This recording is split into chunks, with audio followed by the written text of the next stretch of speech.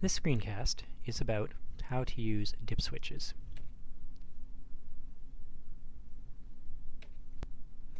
A dip switch is basically a collection of switches all together in one package. DIP stands for Dual Inline Package. Each switch, like any switch, is either connected or not. In order to use dip switches in a circuit, in a digital circuit, then you need resistors just like you would with any other switch. So you would have pull down or pull up resistors depending on whether you want the output to be high or low when you close the switch. Again, the output is taken where the switch and the resistor meet, just like with any ordinary switch.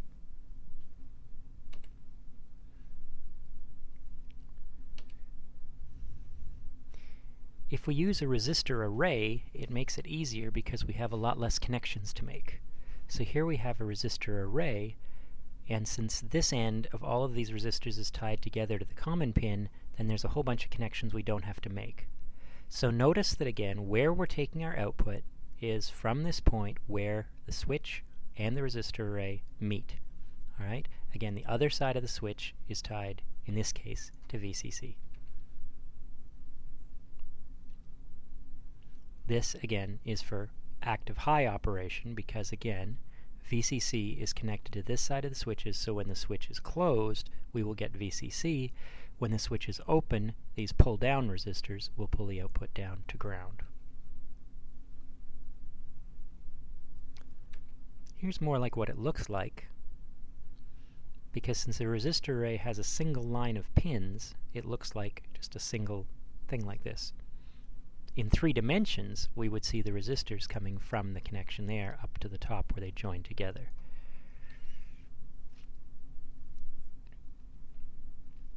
Again, this is the same circuit for active high operation.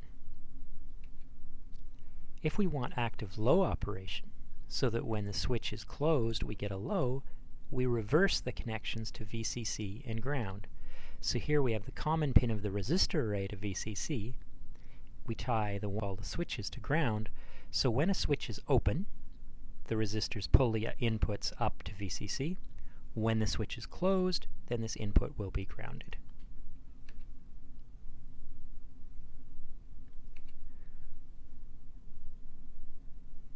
Here's an example of how one would look on an actual circuit board. So here we have our dip switch, which is connected across the trough of a breadboard. We have only one switch connected right now. We have this switch connected to ground, and the common of this resistor array, the common pin, is connected to VCC. So this input, when the switch is closed, will be grounded. When the switch is open, then this resistor will pull it to VCC. So this means that normally this input will be high, it will be low when the switch is closed. So this is active low operation. Again, the common of the resistor array is high for active low operation.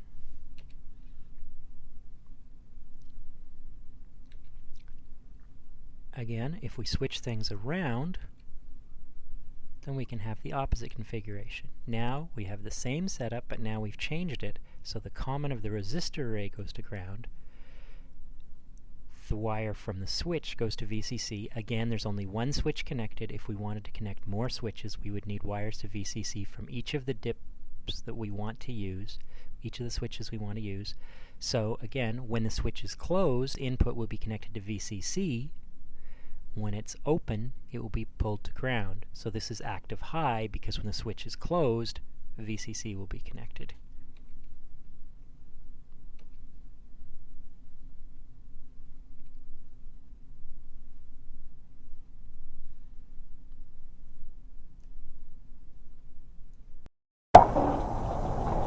Bueno, la clase que vamos a hacer ahora corresponde a una actividad donde vamos a aprender a configurar la administración de switches a través de la consola, ¿no es cierto?, a través de un acceso remoto, a través de un acceso por web y por software, ¿no es cierto?, como el Cisco Network Assistant, que a lo mejor ustedes no lo conocen. Yo se los voy a mostrar.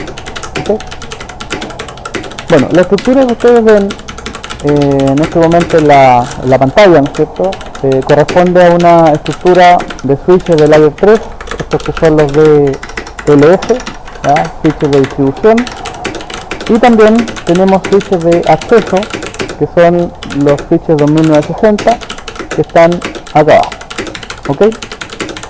Entonces, lo primero que vamos a hacer cuando nosotros queremos que un switch fuese accesado a través de TCP/IP, a través de la red, es darle una IP, ¿ya? La idea, ¿no es cierto?, es que nosotros podamos conectarnos al switch a través de alguna aplicación, como por ejemplo el PuTTY o como por ejemplo el Secure SRT, entre otras alternativas, ¿no es cierto?, que tenemos para conectarnos al equipo. Muy bien, lo primero que vamos a hacer es colocarle un nombre al switch para poderlo identificar luego después de los comandos de monitoreo. Ustedes saben que el comando para colocarle un nombre al switch es hostname y le vamos a colocar DLS2 como dice la estructura. ¿Ya? Bueno, lo primero que tenemos que saber es que el switch, para poder ser administrado, tiene que tener una dirección IP, y la dirección IP en un switch normalmente se debe asociar a una VLAN. ¿Ok? Por lo tanto, si yo muestro las VLAN disponibles que tiene el switch, en este caso la única VLAN que tenemos disponible es la VLAN 1. La VLAN 1 es la VLAN por defecto. Eso significa de que todos los puertos del switch, del 1 al 24, incluyendo los puertos gigabit que tenga el switch, van a estar asociados a esta VLAN que trae el switch en forma predeterminada. Normalmente lo que se hace es darle una IP a esta VLAN default, pero la verdad que esto no es recomendable, dado de que la VLAN por defecto no debe ser utilizada para administrar un switch. Por lo tanto, lo que nosotros vamos a hacer es cambiar la VLAN, que para nosotros de ahora en adelante será la VLAN administrativa, y no utilizar la VLAN default. ¿Ok? Bueno, esto tiene algunos pasos. Como por ejemplo, entramos a la configuración, y lo primero que nosotros nos tenemos que preguntar es qué direcciones le vamos a colocar a los switches, qué direcciones IP. Bueno, tenemos tres clases de direcciones ABC para elegir. Yo en este caso voy a elegir, ¿no es cierto?, la dirección 99.0.0.0 clase A para darle una dirección IP al switch que en este caso voy a configurar. ¿Ya? ¿Cómo se le da una dirección IP al switch? Normalmente nosotros lo que hacemos es decir interface VLAN, y en este caso la VLAN default, VLAN 1, nosotros la vamos a cambiar por la VLAN 99. Si ustedes se fijan, es como si estuviésemos entrando en una interfaz, porque dice config if. Atención a los comandos, a los outputs que va mostrando la consola. Aquí dice que la VLAN 99 está down, ¿ya? Eso tiene una explicación. Lo que voy a hacer ahora es colocarle la IP, ya en este caso le voy a colocar la IP address 99.0.0.1 con su máscara de red default, ya 255.0.0.0. Luego yo trato de levantar esta interfaz VLAN y ustedes podrán observar que la interfaz simplemente no se levanta, queda abajo. ¿Okay? Esto tiene una explicación, dado de que en la tabla de VLAN que tiene el switch, de hecho yo podría hacer acá el comando do show VLAN, voy a poder ver que la VLAN 99 no existe en la tabla. Por lo tanto, en ese caso, el switch no es capaz de levantar la interfaz VLAN 99, dado que esta VLAN no existe en la tabla o en la base de datos de VLAN. Lo que vamos a tener que hacer es decirle al switch que esa VLAN existe. ¿Y cómo lo vamos a hacer? Lo vamos a tener que hacer creando la VLAN 99. Para crear VLAN existen tres maneras. Una es usando el VLAN database, que es lo que no recomienda Cisco. De hecho, cuando ustedes invocan, ¿no es cierto?, el VLAN